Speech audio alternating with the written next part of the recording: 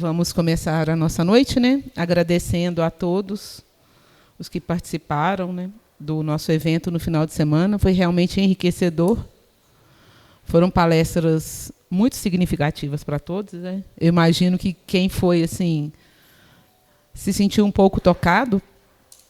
E lembrando, né, dos nossos grupos aqui também da casa. No domingo à noite nós temos o estudo do Evangelho, que é online. Na segunda, a cada 2 semanas, nós temos o Livro dos Espíritos e a obra Recordações da Mediunidade, da Ivone do Amaral Pereira. Nas terças, a nossa reunião. Às quartas, o Grupo Esperança. E nas sextas, quinzenalmente, nós estudamos Joana de Ângeles. Atualmente, a obra é o Homem Integral. Tá? Então, vamos acerenar os nossos corações e fazer a nossa prece inicial.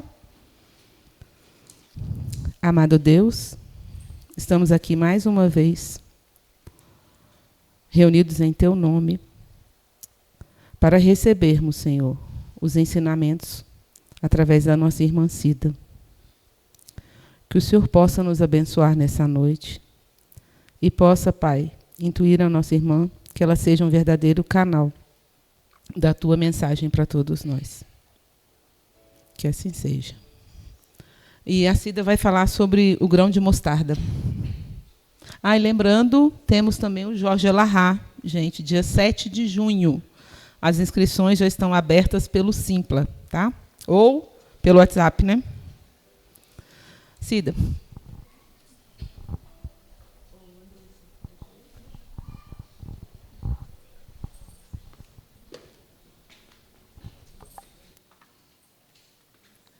Boa noite a todos. Sejam todos bem-vindos à Casa de Jesus. Se alguém tiver alguma dúvida, alguma pergunta, pode fazer, tá? A gente tenta responder. Mas vamos lá. O tema hoje é o grão de mostarda. Vocês estão me ouvindo bem? Estão? Quem está aí no fundo? Cleiton, tá? Beleza. É o grão de mostarda. Então, o grão de mostarda é a parábola do grão de mostarda. A parábola narrada por Jesus, ela é uma das mais emblemáticas do Evangelho. Uma mensagem profunda e universal, porque pode parecer algo tão simples, mas o que está ali, a mensagem que está ali, ela diz respeito a cada um de nós, como todas as parábolas, como todas as passagens de Jesus, não é? Ele utiliza a metáfora de uma sementinha, a menor de todas, um grãozinho de mostarda, que se transforma em uma árvore. E nós vamos ver esse processo. Mas primeiro vamos vamos relembrar, não é? O que é uma parábola? O que é uma parábola? É uma pequena narrativa, não é? Com alegorias e por meio de comparação ou analogia. Então, é uma mensagem indireta e transmite, acima de tudo, uma lição moral. As parábolas, elas são muito comuns na literatura oriental, muito comuns, né? E consistem em histórias que pretendem trazer algum ensinamento de vida.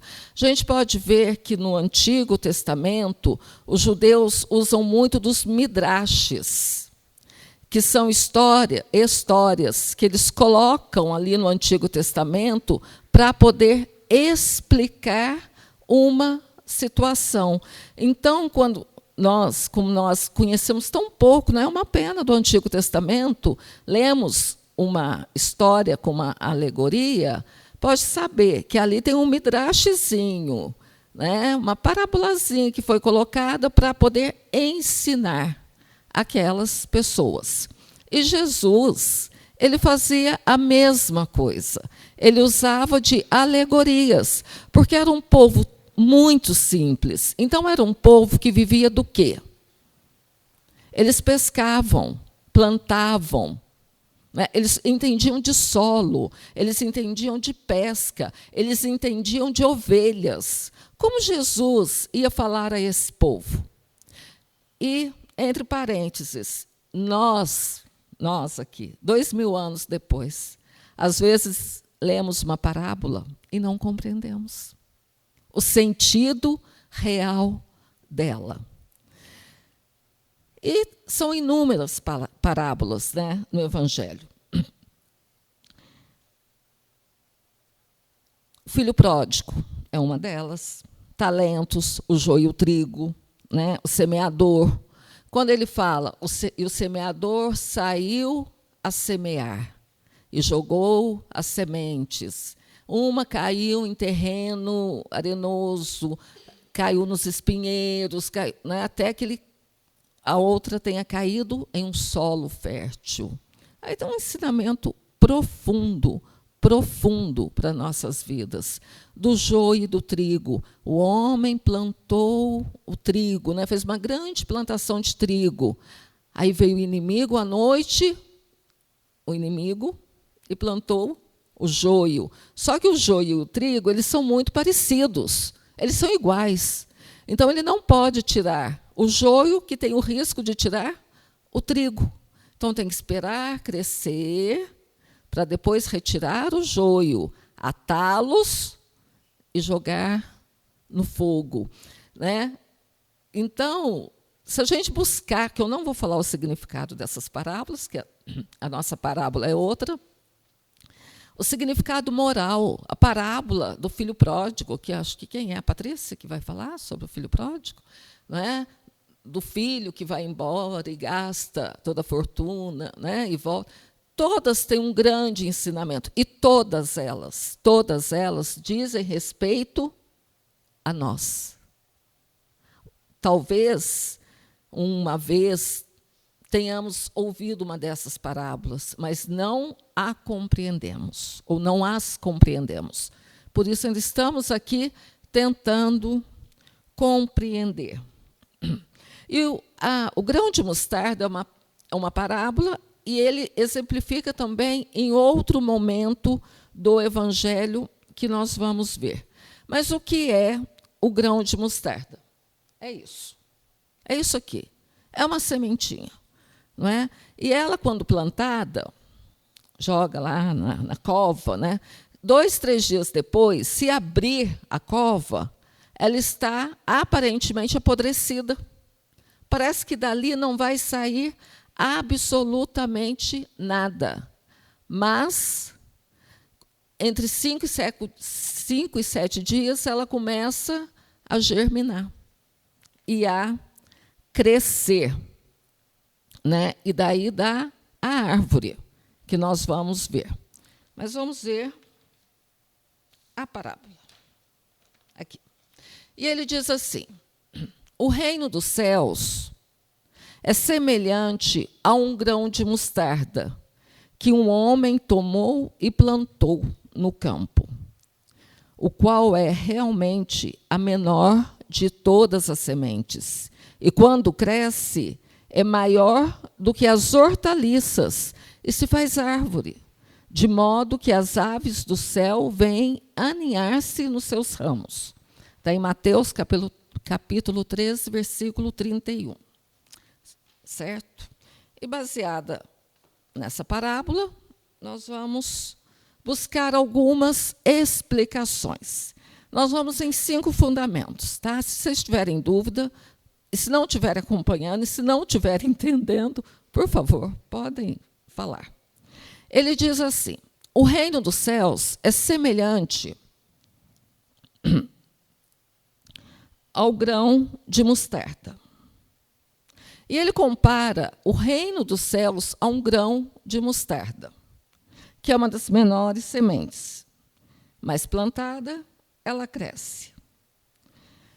E consegue acolher as aves do céu com seus ninhos. Mas ela não é uma árvore muito alta. Diz que ela dá 1 metro, não sei, eu nunca vi. Alguém aqui já viu uma árvore de mostarda? que eu nunca vi. Então, diz que dá mais ou menos 1 metro, mas ela é frondosa. Né? Cadê a árvore? Vamos para a árvore. A semente foi plantada. E a árvore já floresceu. Rapidinho. E ela é rápida, viu, gente? Eu anotei aqui, depois eu acho em algum. Aqui. A colheita começa entre 30 e 40 dias após o plantio. E a colheita das flores entre 40 e 70, né, da produção de sementes. E a produção de sementes ocorre entre 2 e 5 meses. Então, é uma árvore muito ágil, muito rápida. Já que a Andressinha, olha lá, olha que linda. Ela é pequena, mas ela é frondosa. Numa sementinha, olha no que se transforma, não é? Então, eu pergunto, o que representa o crescimento do grão de mostarda para nós? Alguém quer responder? Alguém tem uma ideia? O que Jesus quis dizer para nós a respeito do grão de mostarda? Oi? Também. Tem outra passagem que ele fala a respeito da fé, que nós vamos falar um pouquinho sobre ela.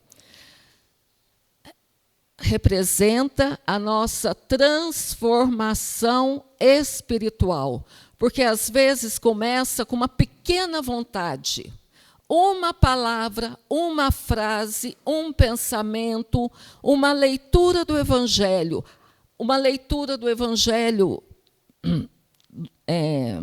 segundo o Espiritismo, algo que nos toca profundamente, que a gente consegue virar uma chavezinha e fala, eu preciso mudar nesse ponto, isso não está bacana. Então, aquela palavra, aquela frase, ela é plantada em nosso coração. E quando ela é plantada, se nós trabalharmos essa semente, ela pode sim florescer. E aí acontecer a nossa transformação, ou começar um processo de transformação. Porque Jesus diz assim, o reino dos céus. Ele não falou reino de Deus, o reino dos céus.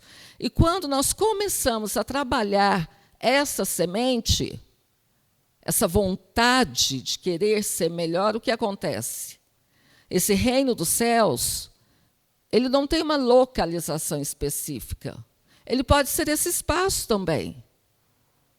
Ele pode ser o espaço do nosso lar, da nossa casa, do nosso trabalho, do trânsito, aonde estivermos conectados com Deus.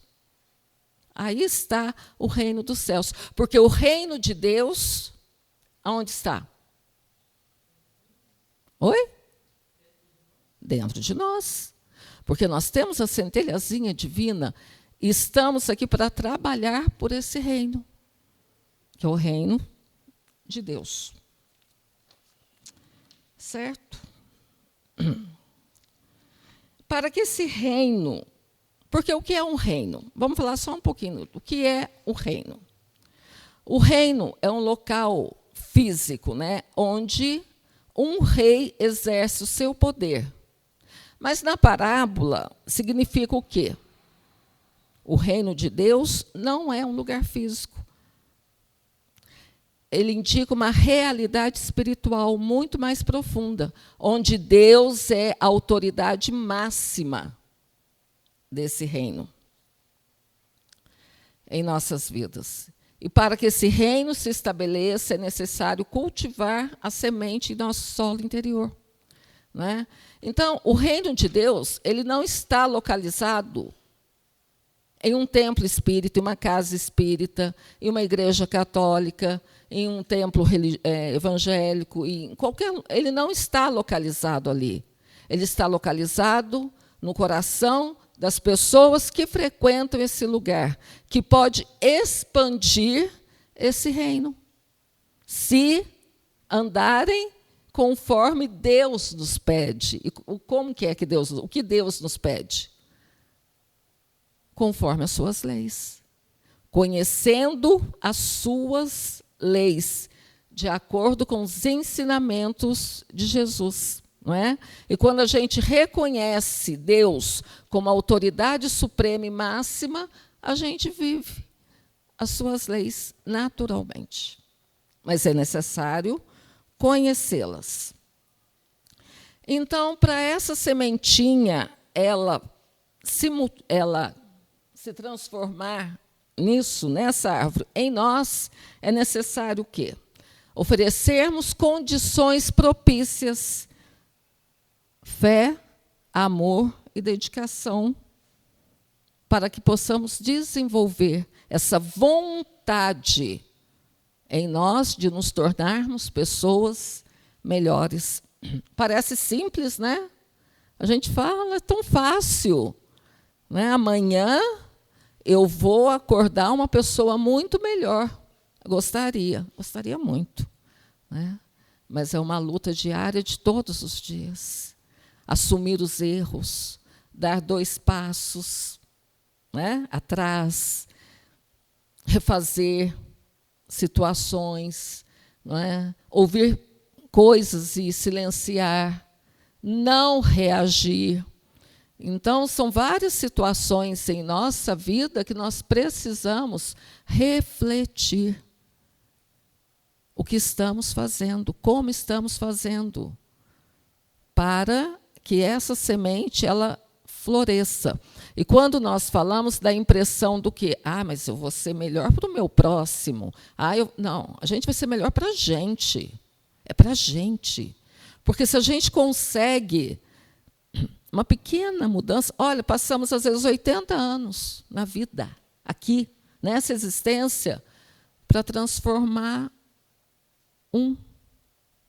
vencer um defeitozinho e transformá-lo em virtude. Às vezes levamos 80 anos para isso. Então, quantas existências serão necessárias para a gente vencer o resto? A pressa é nossa. Deus não tem pressa, tá, gente? Bacana isso, né? Segundo ponto. Então, o primeiro ponto é, vamos relembrar, o reino dos céus, na parábola do grão de mostarda. E o segundo, grandes realizações nascem de pequenos começos. E é isso. Olha o tamaninho da semente. Olha a árvore que ela dá. Então, o que é grande nasce de coisas muito pequenas. Muito pequenas. Às vezes a gente fala, mas eu quero realizar uma obra de caridade. A gente não tem condição nem de dar assistência a quem está dentro do nosso lar. A gente não consegue conviver, às vezes, com quem está em casa conosco. Aí a gente quer realizar uma grande obra? Não dá. A gente não vai conseguir. Essa não é para isso. Essa é para nós. O projeto dessa encarnação é para nós. Não é para o outro. Nós vamos começar com pequenas obras, não é? Pequenas obras. Então, quando Jesus escolhe o grão de mostarda, claro, simbólico, ele lembra que mesmo as menores ações ou gestos de bondade podem gerar impactos grandiosos. E é exatamente isso. Porque tudo que... Gente, um bom dia bem dado, às vezes muda a vida da pessoa. O dia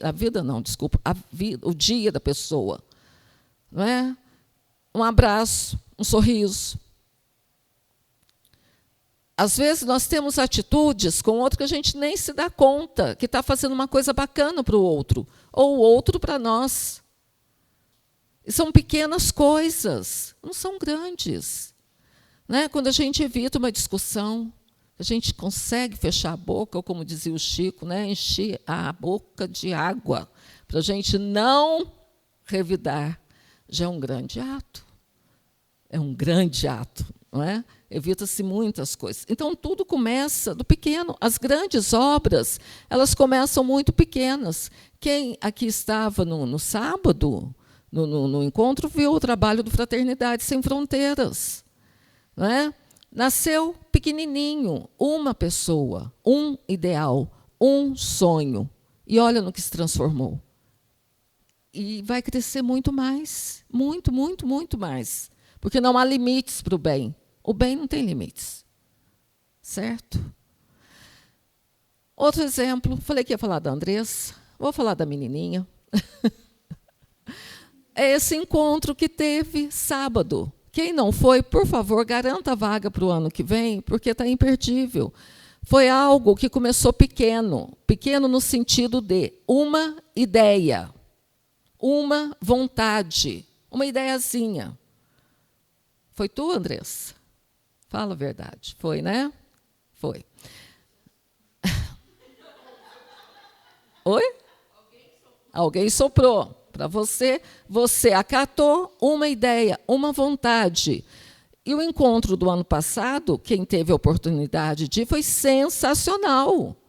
Foi muito bom, um ambiente gostoso, né? Excelente palestras. Esse, então, foi muito melhor. E assim será. Daqui a pouco, Andressa, eu estava refletindo, não tem botão, mas comigo mesmo.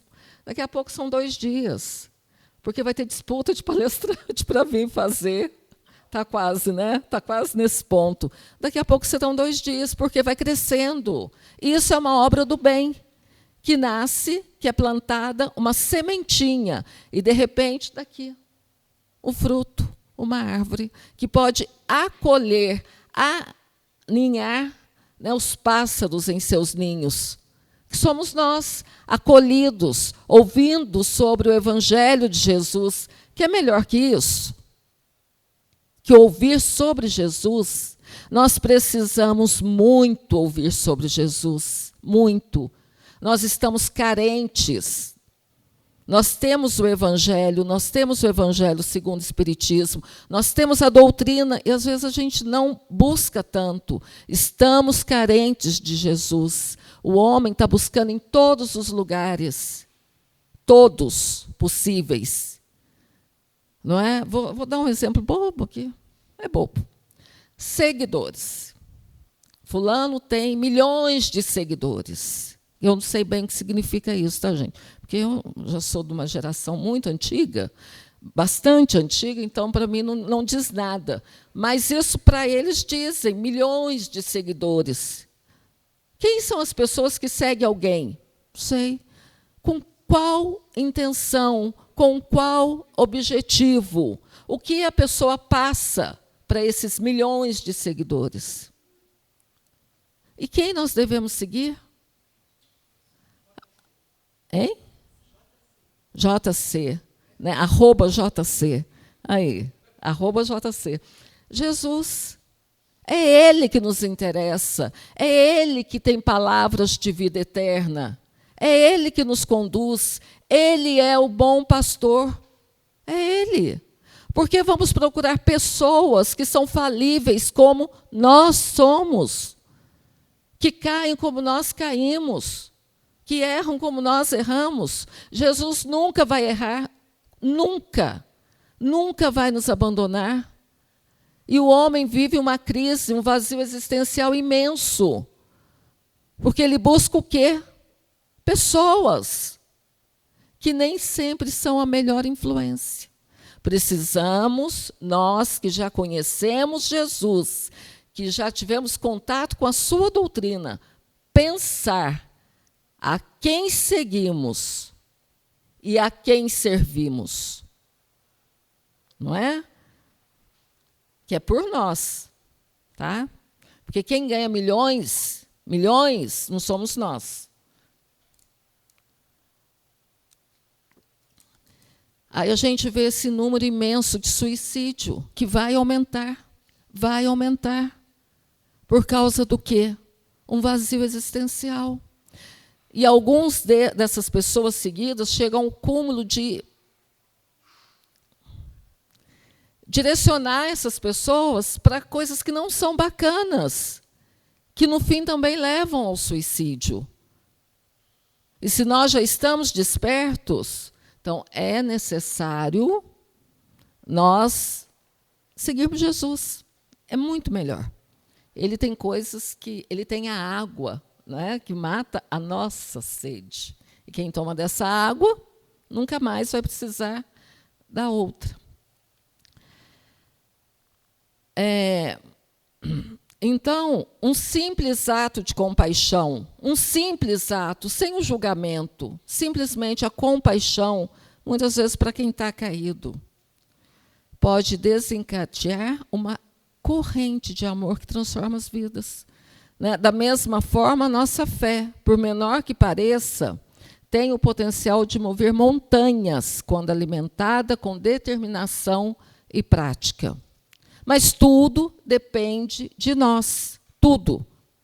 Jesus não vai vir aqui falar, filhinha, faça assim, faça aquilo. Não, está tudo aí. Às vezes a gente escuta uma vozinha, né, Andressa? Soa alguma coisa aqui, às vezes fala, ai, que bobagem, gente, isso aí não é para mim. E falando em fé, em outro momento do Evangelho, ele se refere à fé, né, comparando-a ao grão de mostarda, quando ele diz, para que o reino... Esse aqui.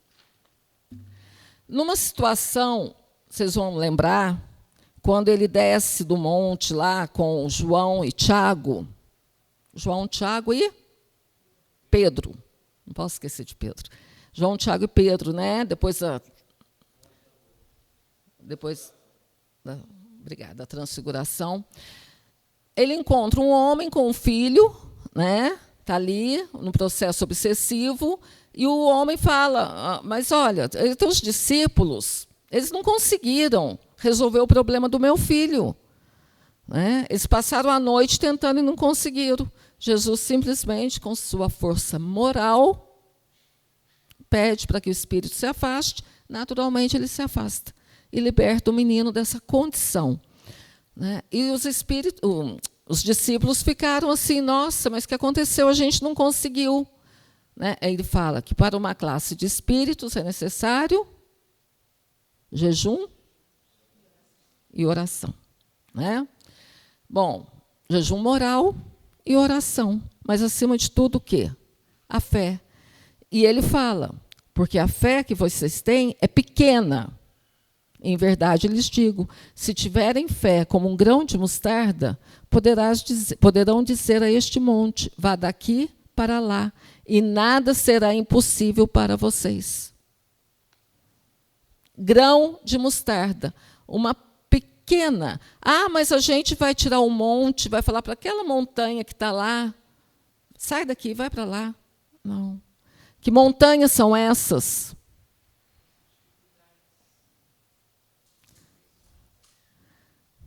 Muito bem, as dificuldades, as imperfeições, os testemunhos, quando chegam,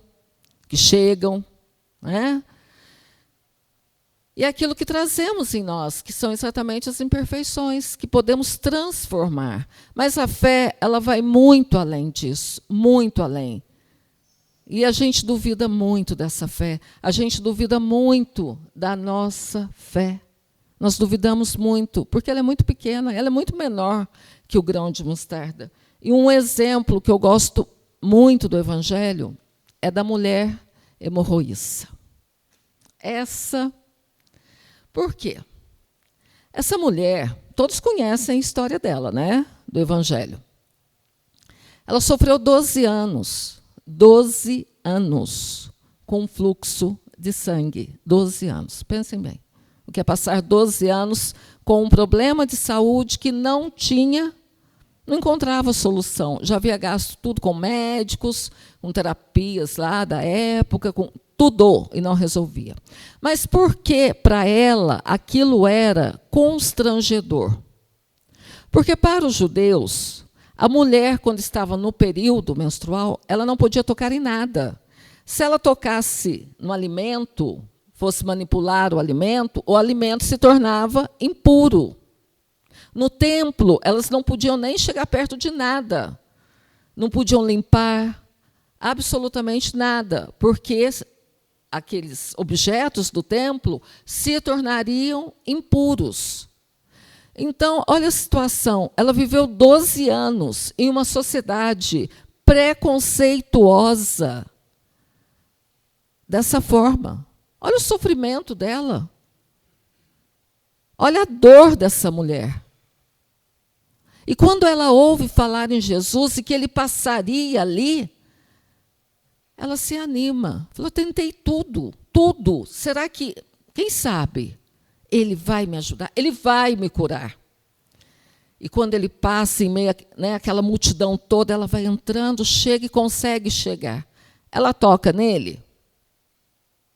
Ela toca em Jesus? Não. Ela toca na franja do seu manto ali. Ela toca. Quando ela toca naquele pedacinho de pano, ela tinha medo, porque ela não podia tocar em nada. Ele era homem. Olha, quando ela toca naquele pedacinho de pano, ela sente que aquele problema que ela estava acabou. Ela sentiu que aquilo tinha se esgotado. E ela, mas na mesma hora, Jesus vira e fala, Pedro, quem me tocou? Ah, Pedro. Tem que ser Pedro, né? Podia ser outro. Quem me tocou, Pedro? Pedro educadamente respondeu, não sei, Senhor. Olha a multidão, como eu vou saber quem te tocou? Ah, não vou. Aí, ela, estática, porque ficou aquele silêncio, E agora? E ela diz, fui eu, Senhor. Ele se volta para ela e fala, o quê? O que ele fala para ela? Vai em paz. A tua fé te salvou. Não é? E ela acreditou que podia. Ela acreditou naquele homem. Ela venceu as barreiras do preconceito, porque ela podia ter arrumado desculpas também, Como o paralítico lá da piscina, ficava encostadinho na parede, na parede. Para que chegar na borda, se ali ele ganhava esmolas, Para quê? Ela podia ter arrumado uma desculpa, falado, ele é homem, eu vou tocá-lo, e eu posso ser apedrejada. Mas não, ela venceu as barreiras, o preconceito, e a sua vontade prevaleceu. Isso é a fé. Mas a fé, a gente coloca nas coisas materiais. E nós temos que colocar a nossa vontade nas questões espirituais. Não nas materiais. Porque eu dei o exemplo dela, porque está no Evangelho, mas nós podemos reportar essa fé para as nossas questões. Eu quero ser melhor. Eu quero fazer melhor. Eu consigo fazer melhor. Eu preciso vencer as barreiras que eu mesma me impus para ser melhor, para fazer diferente. Eu não quero mais ser o quê? Cadê o egoísta? O senhor egoísta. A senhora orgulhosa não está aqui, Eu não quero ser egoísta. Eu quero ser mais flexível, maleável. Eu não quero ser tão endurecida. Eu preciso ter mais compaixão.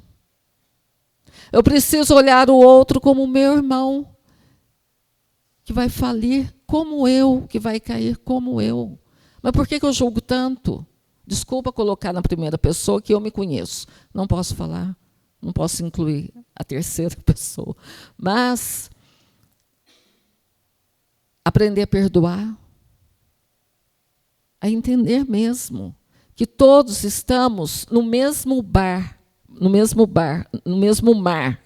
em barcos diferentes, porque cada um está no seu barco, mas no mesmo mar. E o comandante é um só, que é Jesus.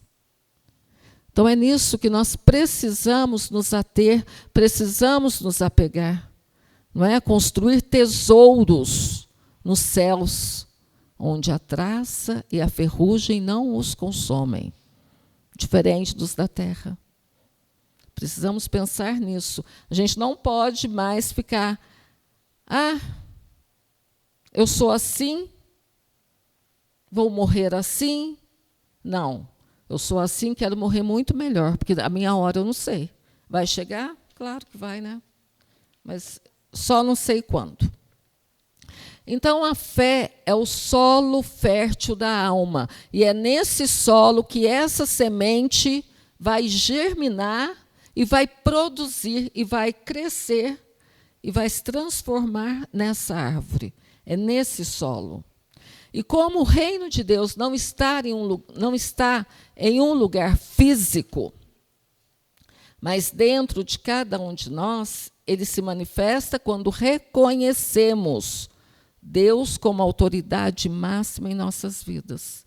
Mas, para que essa fé cresça, é necessário cultivá-la. É necessário alimentar essa fé. A semente precisa de solo fértil. O que a semente precisa para ela germinar? Água e luz. Água e luz para germinar, a menos que seja uma flor do deserto que tem o sol, né? Não tem água, mas tem sol. Água e luz. E a nossa fé precisa de oração, sempre, boas influências e ações concretas. Não adianta ficar na vontade, porque está lá no Livro dos Espíritos. Eu não vou lembrar a pergunta, a questão, porque né, a gente não lembra mais de muita coisa. Mas está lá, para a gente se transformar, eles dizem, a mínima vontade, o mínimo esforço, com o mínimo esforço, a gente se transforma. E é exatamente isso. Ações concretas. Ações concretas em nossa vida. Não vamos querer ficar na vontade, não. Quarto, o crescimento depende do esforço e perseverança. A transformação do grão de mostarda em uma árvore requer um processo contínuo de cuidado. Esse processo é um reflexo de nossa jornada espiritual. Não basta só ter fé. Fé só não basta. É necessário esforço diário, todos os dias, né? E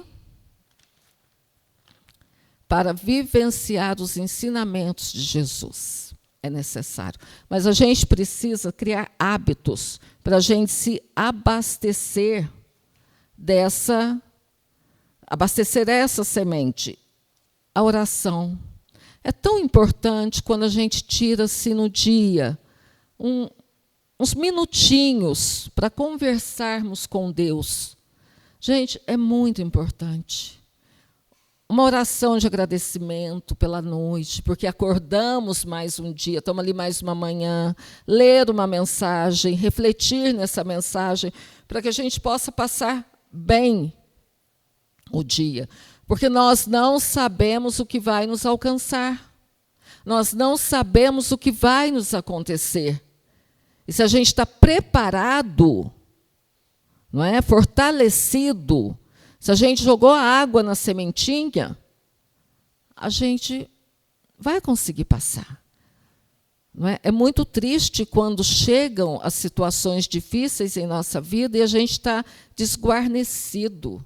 A gente não sabe para que lado vai, não sabe o que faz, o que acontece. A gente não... né? E quando a gente está em contato com Deus e passamos por uma situação difícil, o que acontece? Deus manda os anjos, né, em forma de pessoas, para nos auxiliarem. Enviam pessoas. Né? Como diz Haroldo, Deus não vai descer aqui, vai fazer, não, mas Ele vai intuir, vai lá, ajuda o fulano, faz para o cicrano, está precisando. Mas a gente tem que estar pronto também para receber, porque nem sempre a gente está... Porque quando acontece uma coisa difícil, a gente começa a fazer o quê? A reclamar. Eu não mereço. Olha, eu estou tentando ser melhor. Eu me esforço de verdade. Ah, mas Deus não está olhando por mim. Por quê? Tentar ser melhor não é ser melhor. E isso não isenta ninguém das dificuldades que nos são necessárias passar. Todos nós. Sofrimento inerente ao ser humano. Não é? As dificuldades chegam. A questão é como passamos pelas dificuldades. Essa é a diferença. Então, se o solo está fértil, a semente vai crescer. E para vivenciar os ensinamentos de Jesus é necessário o quê? Conhecer o Evangelho. trechinho do Evangelho, coleção Fonte Viva, de Emmanuel, né? Caminho, Verdade e Vida, Vinhas de Luz, Fonte Viva, Palavras de Vida Eterna, e tem outro, Pão Nosso. Obrigada. Exatamente. Uma mensagem diária dali já nos ajuda profundamente. E o quinto, outra. E virtudes como paciência, caridade e amor são os nutrientes que permitem que a semente do reino de Deus cresça em nós.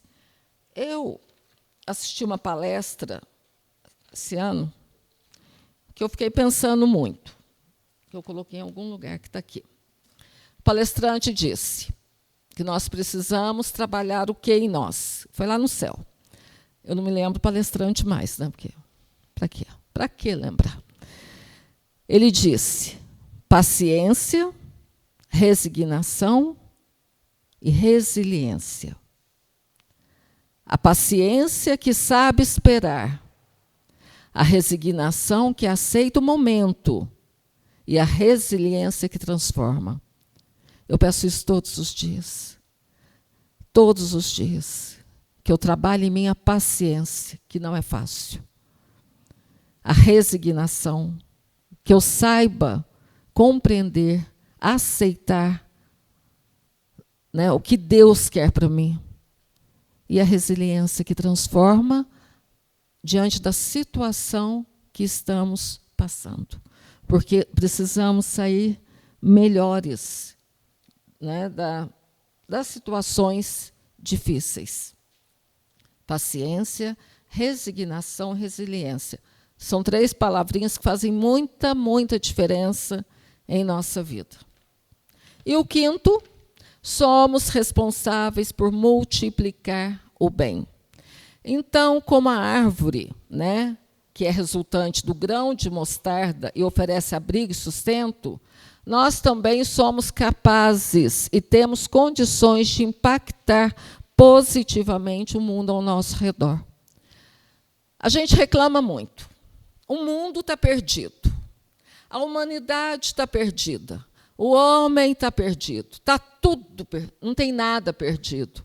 Estamos encontrados. Jesus nos encontrou. Está tudo sob controle. O que há de mal no mundo é a opção de quem? Do homem. Ele quer fazer a guerra? Ele vai fazer a guerra. Mas a consequência é dele. Eu quero guerra? Eu não quero guerra com ninguém.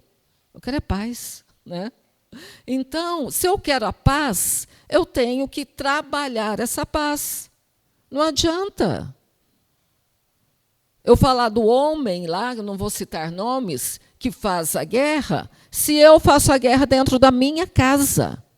Se sou estúpida ou grossa, eu não escuto um filho, eu não dou atenção, ou não consigo ser amigo, eu já estou praticando a guerra, porque eu estou colocando para fora aquilo que eu tenho de pior. E não é isso que Jesus pede para nós. Não é? Então, quero um mundo. Mas o planeta está se transformando. Não. A humanidade vai se transformar. O planeta é uma questão material. A humanidade vai se transformar. Espiritualmente vai se tornar melhor. Então, o trabalho é nosso. Não é dos tsunamis, terremotos. Olha o terremoto, o planeta transformando. Nada disso. É o homem que precisa se transformar. Somos nós. Então, precisamos impactar positivamente o mundo ao nosso redor. Quando alguém chegar para nós e falar, o mundo está perdido, fala, não, está não. Está encontrado, Jesus nos encontrou, está tudo certo. Tudo vai passar. Depende de nós também. E evangelizar não significa apenas pregar, mas viver o exemplo de Cristo em nossas vidas cotidianas. E essa pergunta é para nós. O que eu faço com as informações que eu recebo? O que eu faço? Hein? Filtro. Informações. O que eu faço com o evangelho? O que eu faço quando assisto uma palestra? O que eu faço quando vou a um encontro, como foi sábado? O que eu faço quando escuto um palestrante no YouTube? O que eu faço com a informação? Eu estou colocando em minha vida? Senão não adianta, então nós estamos perdendo tempo. Não adianta. Escutar, filtrar e colocar aquilo que é possível na nossa vida, o que já conseguimos realizar. Nem tudo a gente vai conseguir, claro, mas aquilo que já conseguimos é necessário, é muito importante. Então, quando nós ouvimos e quando nós temos contato com a doutrina, né, dizem lá que se tivermos contato de uma semana, nós já somos responsáveis pelo conhecimento que adquirimos. Certo? Falar é fácil. Vamos vivenciar, não é?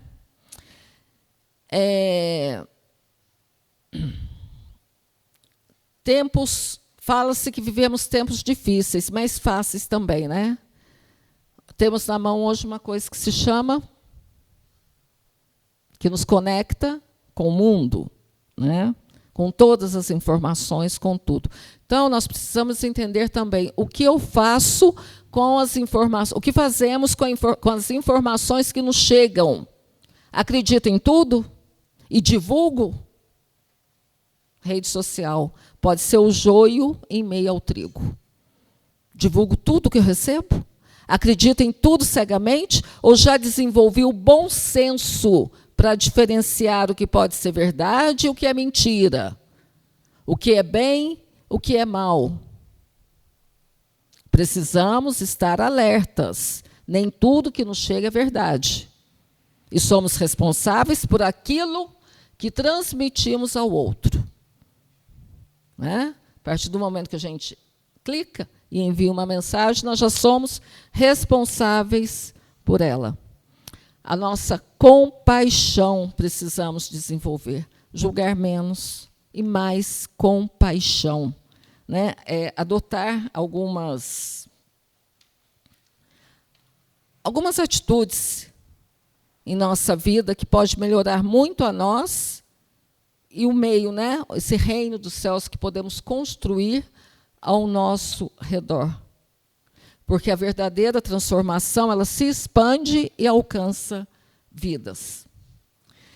E a parábola do grão de mostarda, né, ela nos convida a olhar para dentro de nós mesmos e perguntar: estou cuidando da minha semente espiritual?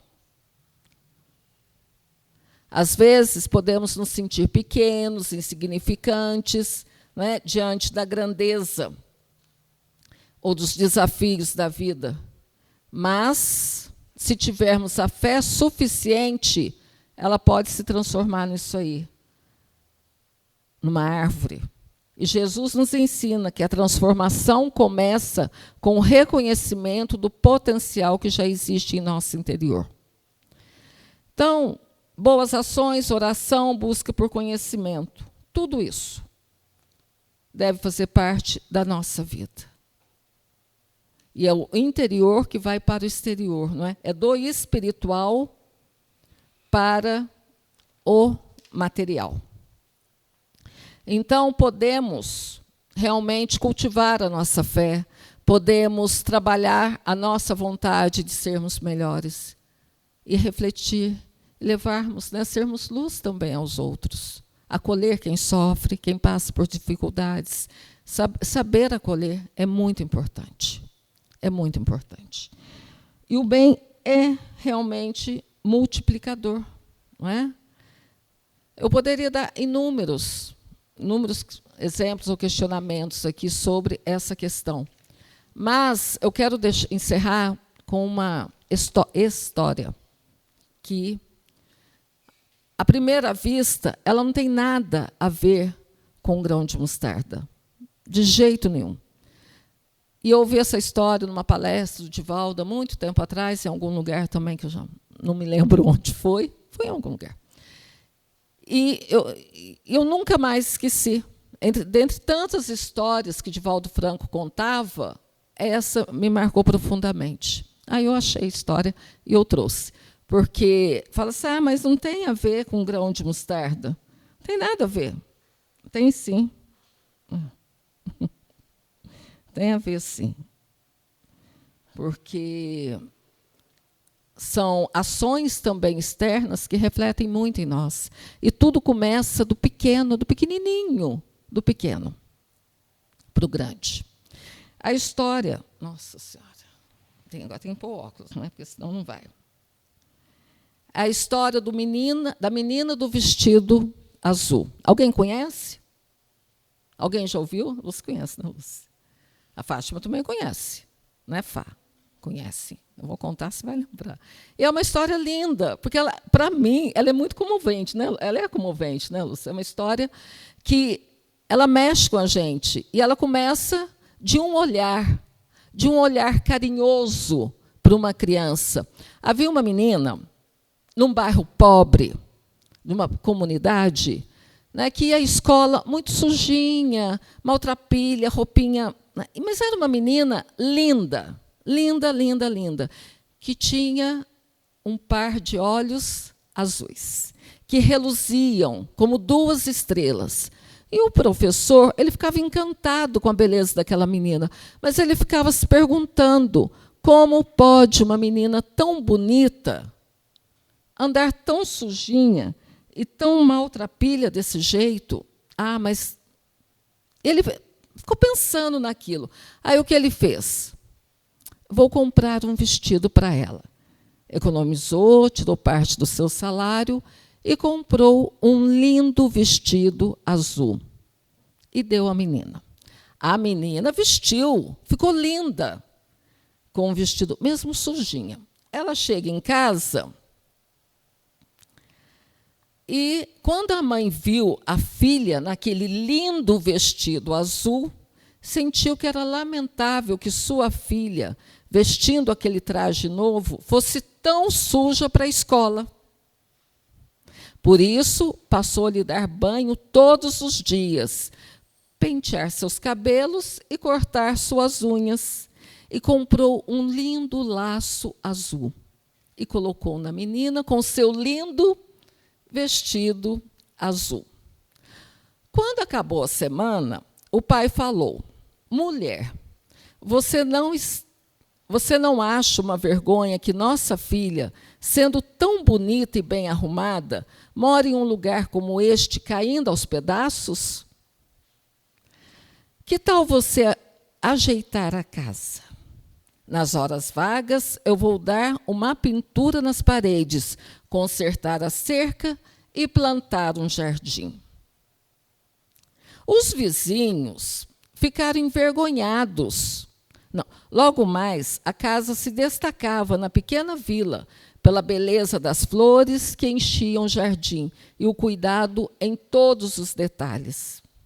Os vizinhos ficaram envergonhados por morar em barracos feios e resolveram também arrumar suas casas, plantar flores, usar pintura e criatividade. Em pouco tempo, o bairro todo estava transformado. Um religioso que acompanhava aquela comunidade, quando viu os esforços daquelas pessoas para melhorar a vida, a sua condição de vida, ele foi até as autoridades. Ele foi ao prefeito, né, expor suas ideias e saiu de lá com autorização para formar uma comissão para estudar os melhoramentos que seriam necessários ao bairro. A rua do bairro era de lama e foi substituída por asfalto e calçadas de pedra. Os esgotos a céu aberto foram canalizados e o bairro ganhou ares de cidadania. E tudo começou como? Com um lindo vestido azul, né? Não era a intenção daquele professor consertar toda a rua, nem criar um organismo que socorresse o bairro. Ele fez aquilo que podia, deu a sua parte. Fez o primeiro movimento que acabou estimulando a que outras pessoas se motivassem a lutar por melhorias. Pode parecer que não tem nada a ver, né? Mas podemos considerar esse lindo vestido azul como a semente de mostarda, que cresce e dá frutos. como aquele bairro tão abandonado que, por uma iniciativa, uma pequena iniciativa, se transformou. E assim é a nossa vida. Uma iniciativa, pequenininha. Podemos ser muito felizes dentro das nossas condições aqui na Terra. Não é? Porque felicidade real não é deste mundo. Mas podemos melhorar em muito a nossa vida se optarmos pelo caminho ou pelos caminhos de Jesus. E vamos ao passe. Vamos fazer nossa prece. E no momento do passe, nós vamos manter silêncio, oração, né, para que possamos receber a intuição necessária, o auxílio necessário para as nossas dificuldades, que não são poucas, né, mas venceremos todas. Senhor Jesus, nesse momento, somos só gratidão por podermos ter contato com a Tua mensagem, com o Teu Evangelho, que tanto deturpamos, desviamos as pessoas e colocamos as nossas ideias. Mas hoje, Mestre, queremos simplesmente seguir-te, com todas as dificuldades, problemas, com as nossas limitações, mas sabemos que é possível, sim, sermos melhores. Sabemos que é possível superarmos, através da fé, as nossas dificuldades. Agradecemos ao Pai, nosso Criador, pela vida, pela beleza da vida, pela reencarnação e por tudo que nos é proporcionado para nos melhorarmos. Aos nossos queridos mentores, amigos espirituais de nossa casa, o auxílio que recebemos, sem perceber que recebemos, quando tanto necessitamos. E pedimos o amparo no momento do passe, onde as energias que receberemos nos fortaleça e nos renove para mais uma semana de trabalho e de realizações. Ampara-nos, senhores, envolve-nos em paz e amor. Que assim seja.